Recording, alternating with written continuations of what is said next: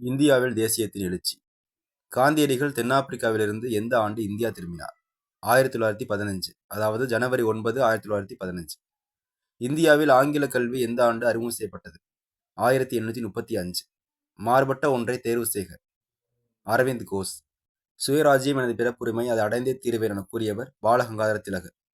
பின் வருவனவற்றை பொருத்தி சரியான விடையை தேர்வு செய்க. பாலகங்காதர திலகர். எழுதிய இதழ் கேசரி, மராட்டா. தாதாபாய் நவ்ரோஜி. இந்தியாவின் குரல். மெக்காலே. இந்திய கல்விக் கொள்கை குறித்த குறிப்புகள். அதான் 1835 ஆங்கில கல்வின்னு வரும். வில்லியம் டிக்பை. மெட்ராஸ் டைம்ஸ். பின்வரும் எது ஒன்று சரியாக பொருந்தியுள்ளது? சென்னை வாசிகள் சங்கம் 1852. பின்வரும் அமைப்புகளை சரியாக கால வரிசையை தேர்வு செய்க. கிழக்கிந்திய கழகம் 1866.